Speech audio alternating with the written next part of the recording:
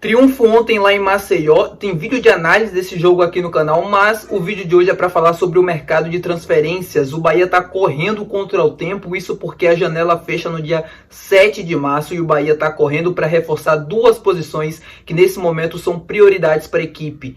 A posição de zagueiro e de lateral esquerdo. O Bahia está correndo contra o tempo para contratar jogadores para essa posição, para equilibrar o time. Eu vou falar no vídeo de hoje informações de alguns jogadores que já vêm sendo noticiados e vêm sendo especulados dentro da mídia do Bahia e, óbvio, trazer informações que eu obtive também, além de uma análise tática sobre esses jogadores, com números e dados, como estão atualmente, coisas que vocês já sabem que a gente traz aqui no Meu Bahia. Você que é inscrito há mais tempo já está acostumado com a qualidade das nossas análises, tá?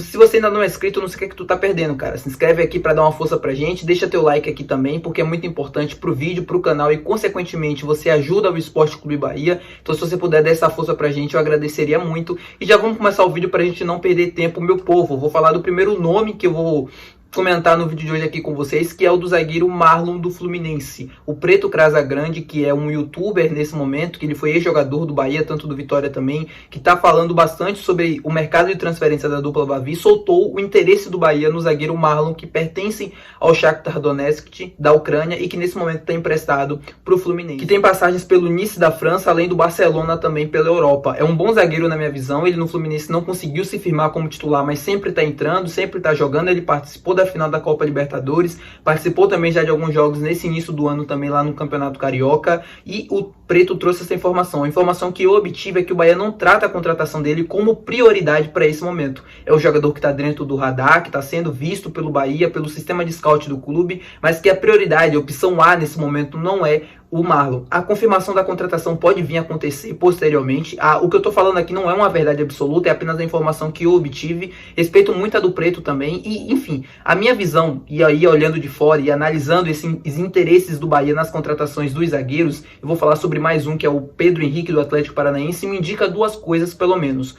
A primeira coisa é, se o Bahia trazer um zagueiro destro, que atua pelo lado direito, nessa janela de transferências, indica a saída de mais algum jogador que atua pelo lado direito dentro do elenco. Nesse momento a gente tem o Gabriel Xavier, o Marcos Vitor, o Canu e o David Duarte. Desses quatro, eu acredito que o mais próximo para deixar o elenco nesse momento da temporada seja o Marcos Vitor. Até porque ele não está tendo tantas oportunidades assim, foi adquirido no ano passado, começou muito bem a temporada, teve uma lesão e depois disso não conseguiu mais voltar para o time. O Canu acabou de ser comprado, foi comprado no meio da última temporada junto ao Botafogo, então eu não acredito no empréstimo, até porque é um dos líderes e um dos jogadores de confiança do Rogério Ceni. O David Duarte também acabou de ser adquirido pelo Bahia e o Gabriel Xavier, sem sombra de dúvidas, é o nosso melhor zagueiro dentro do elenco. Então, uma das coisas é, ou o Bahia vai passar a adotar o sistema de 3 zagueiros em algum momento da temporada e por isso a contratação de mais um zagueiro destro, que também pode atuar também como líbero, ou indica a saída de mais algum jogador. O Pedro Henrique, que é outro nome que eu vou falar também aqui, ele também é destro. É um zagueiro que está no Atlético Paranaense há pelo menos 6 temporadas, ele está há bastante tempo lá e pelo menos até 4 temporadas ele é titular absoluto. Ele foi titular inclusive na final da Libertadores há menos de 2 anos.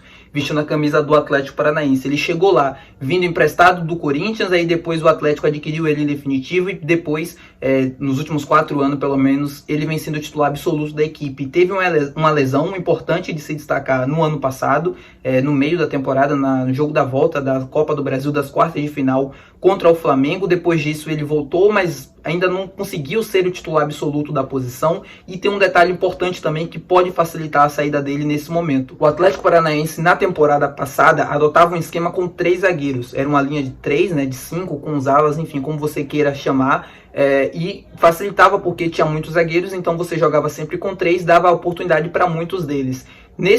Nessa temporada, o Juan Pablo Osório, que é o treinador do Atlético nesse momento, já indicou que não deve utilizar esse esquema de zaga ali com 3 zagueiros, não deve jogar com 3 zagueiros. Então isso deve facilitar a saída de algum deles dentro do elenco, que no caso é o Pedro Henrique, que nesse momento da temporada não é titular absoluto, é a segunda, a terceira opção para a zaga e pode estar de saída. Lembrando, por mais que ele esteja nesse momento, nessa condição dentro do Atlético Paranaense, é um excelente zagueiro. É um zagueiro que vem sendo bastante constante e regular há pelo menos 4 temporadas. à toa, não é titular do time, era titular do time até o ano passado, fez grandes jogos. Tudo bem que na final da Libertadores ele acabou sendo expulso e não fez um grande jogo, mas tirando essa partida, dentro daquela Libertadores, o Pedro fez muito bons jogos, eu acompanhei muitos deles e foram, assim, jogos realmente em alto nível. Eu acho que se chegar ao Bahia e conseguir agregar bastante, se conseguir agregar pelo menos 70% do que ele agregou no tempo que foi titular dentro do Atlético, eu acho que pode ser um zagueiro e uma opção bastante interessante para o Bahia nesse momento, que busca, dentro dos seus zagueiros, uma sustentabilidade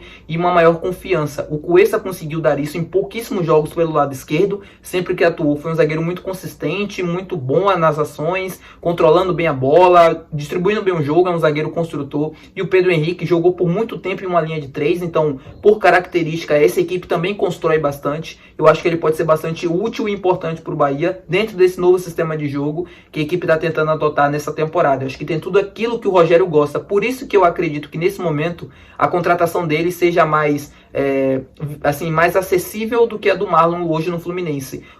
Os dois são bons zagueiros na minha visão, mas o Pedro Henrique, em condições ideais para jogar, eu acho que tem, assim, sem sombra de dúvidas, é mais jogador nesse momento do que o Marlon. Mas, enfim, vamos aguardar e vamos ver cenas dos próximos capítulos. Lembrando também um ponto importante.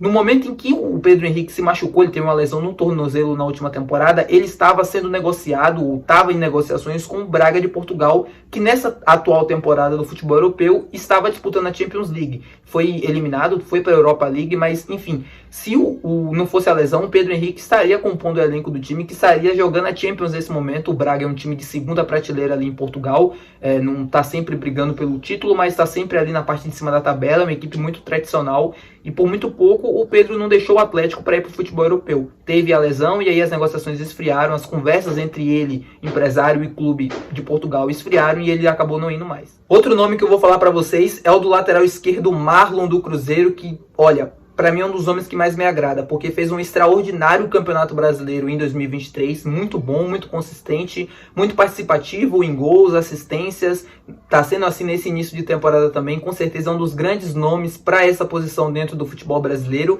e que está sendo monitorado pelo Bahia. Mas um detalhe muito importante, a contratação do Marlon, lateral esquerdo do Cruzeiro, é um dos mais distantes que a gente tem dos nomes que eu falei para vocês até então. Ele é muito bom e por conta disso tem muitas opções, tem muitos clubes de olho. E o Cruzeiro também não é bobo, nem nada, quer renovar com um jogador que tem contrato até o final deste ano de 2024. O Bahia está monitorando a situação dele, até porque é um lateral, como eu falei para vocês, muito bom, que foi muito consistente na última temporada e que o Cruzeiro está tentando a sua renovação de contrato, isso porque, pelo menos no meio da temporada, ele pode já sair assinando um pré-contrato. O Bahia quer um lateral esquerdo para esse momento da temporada, porque, como vocês sabem, o Iago, que é o contratado já, o jogador que deve chegar apenas em julho, e até lá o Bahia não tem lateral esquerdo para colocar em campo. Tem apenas o Rian, que está machucado nesse momento, o Caio Roque, que não tem condições físicas ideais para competir, para ser titular nesse momento, e aí a gente tem que recorrer apenas ao Luciano Juba, que começou a carreira como lateral, mas enfim, joga improvisado ali, e o Rezende, que pode quebrar um galho jogando pelo lado esquerdo também.